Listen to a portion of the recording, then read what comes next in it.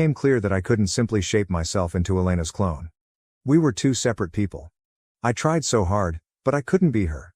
I eventually gave up and attempted to adjust to their constant adulation of her. The way they would brag about her accomplishments to anybody who would listen while dismissing everything I had ever done still hurt terribly. All of those occurrences, as devastating as they were, had at least remained within our household. I was amazed at how casually they exposed everything at the graduation ceremony. All of those incidents, as traumatic as they were, had at least remained within the family. I was astonished by how casually my parents disgraced me during their speech at Elena's graduation. My parents had never embarrassed me in front of others, so they had never shown the rest of the extended family how little respect they had for me. What hurt me even more was that no one in my entire family showed displeasure or told my parents how inappropriate this was. Nobody even glanced sympathetically at me after my parents cracked those jokes at my expense. My parents continued to laud Elena, and their tones conveyed a sense of pride that I had never seen directed at me. Then they brazenly announced that they had bought her a graduation present, a brand new automobile, which she had always wanted to buy. With everyone's attention on Elena, who hugged my parents with love and gratitude, the room erupted in applause, laughter, and clapping. The three of them were really content. I felt like an outsider in my own family. The funny thing is that I've never been envious of Elena. We'd always gotten along well enough, and I believe she deserved whatever good fortune came along. But that speech broke me.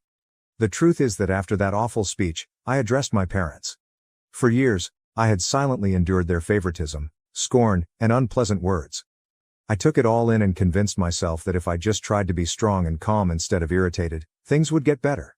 But that evening, after the speech and their joke in front of everyone, I had reached a breaking point. I was tired of taking everything in and pretending that their comments didn't sting anymore. I thus resolved that I could no longer remain silent. I mustered the courage to speak up, hoping that my parents would see how deeply their acts had hurt me. I wanted them to at least show that they cared enough to listen to me. I wanted them to recognize the misery they had caused over the years and accept the embarrassment I felt at the moment. If I told them how I felt, I figured they'd regret what they said, or at least feel awful about making me appear so little. When I eventually confronted them, I received a cold, scornful response. They paid little attention to my words. Rather than offering sorrow or an apology, they told me I was exaggerating, as if years of being ignored and denigrated could be so easily dismissed. They acted as if I had no right to be furious with them, or as if my feelings did not matter. My father went so far as to remark that he had nothing to be proud of when it came to me, and that I should not hold it against them if they were disappointed with who I was. I recall how casually he stated it, as if my presence did not matter to him. My mother, on the other hand, told me to stop overreacting and pointed out that I was being overly needy by being upset over something so insignificant.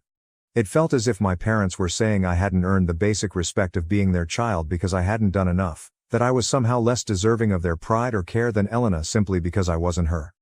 The matter even resurfaced to Elena, who defended my parents and obviously demanded that I be less harsh with them. She said something that truly hit home and I'll never forget. I shouldn't have been so outraged by their graduation speech because it was merely a harmless jest. Elena assured me that if I had studied and worked hard like she did, I could make them proud as well. Among all the words, those that struck the most deeply. It was dreadful to learn I hadn't worked hard enough to earn their respect. She made it sound so simple, as if all the years of effort I had put in were invisible to her, as if my difficulties and attempts to get a job had no bearing. As the older sister, I expected her to protect me in some way, but she didn't. That seemed like betrayal coming from her. Looking back, that conversation turned things around. I realized then that I had left my family behind. Done trying to win their approval, done clarifying for them, and done hoping for something that would never come, love or affirmation. I put all of my work into making something for myself. Starting that day, I immersed myself in my studies, focusing on the things I could influence and create my destiny. 2 years later, all of my hard work paid off when I was accepted on a full scholarship to my dream institution. This was a personal accomplishment for me. This was entirely my own accomplishment, the result of my dedication, determination, and refusal to let my family's neglect define me. After achieving that goal, it appeared, for the first time, that I had done something quite personal. When I gave my parents the news, they were almost as astonished as if they had never expected me to attend college in the first place, never alone on a scholarship. Elena scrutinized my admission letter twice, as if she didn't believe I was capable of doing things on my own. Clearly, they had all underestimated me, and watching their surprise made me slightly thrilled. I simply shook my head at her remark, But my mother then turned my mood sour by saying that it was a good thing I had received a full scholarship because they hadn't set aside any college funds for me anyhow. My parents had no issue paying Elena's tuition, despite their lack of foresight in saving for me. When it was time to move out, I simply packed my belongings and left the house for my college apartment. That day, I made a determined decision to cut off all contact with Elena and my parents. I felt no need to explain my intentions.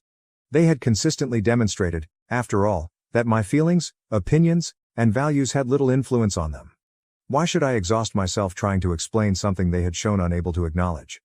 Since they hadn't even provided an apology that might restore the years of neglect and agony they had caused me, I recognized that arguing with them was pointless. My family contacted me frequently over the next few weeks and months, sending emails and messages in the vague hope that they had reconsidered their actions and had reached out to make amends. I initially felt compelled to open them.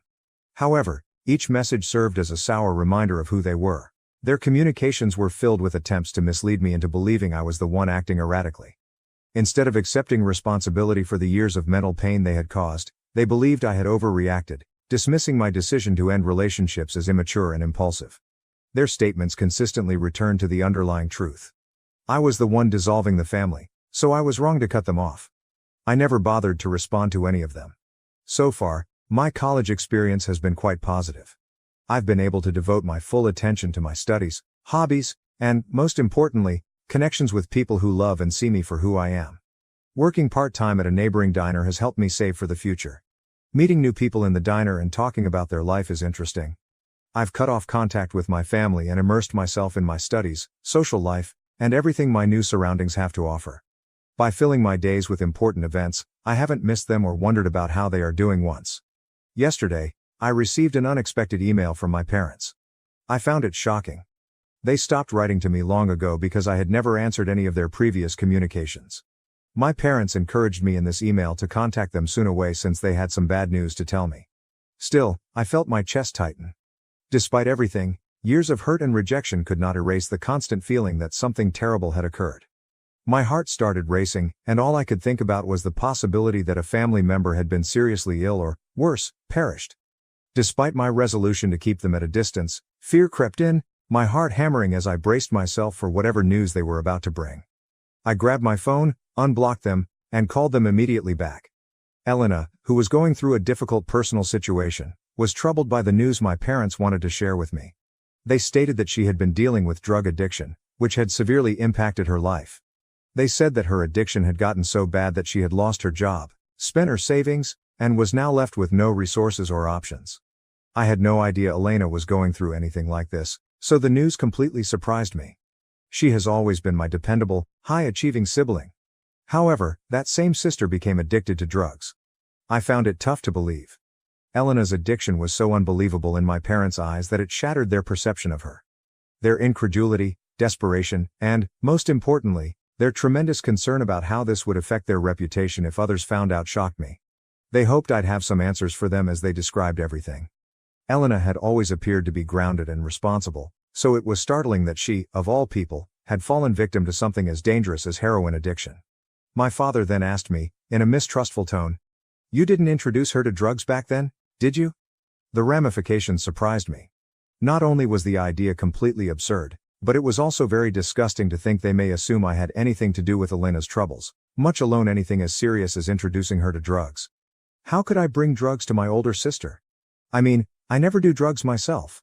Furthermore, I hadn't spoken with Elena or the rest of my family in years due to their mistreatment of me. Having been removed from their life, I had focused on carving my own path away from their toxicity. In the face of their immaculate image of Elena breaking, they were quick to point fingers at someone else, and I was clearly the easiest target.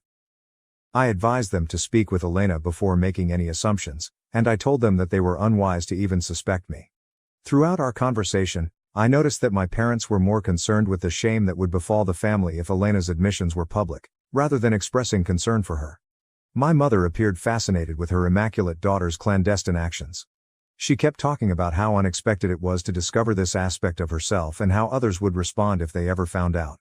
Elena and Dad were overwhelmed and unprepared to deal with the situation, so my mother begged me to return home so I could assist them in caring for Elena. My mother implored me, "What do we even do? I feel so ashamed of her, so maybe you can talk to her for us. As if this were a legitimate demand to make after years of not communicating. I can't help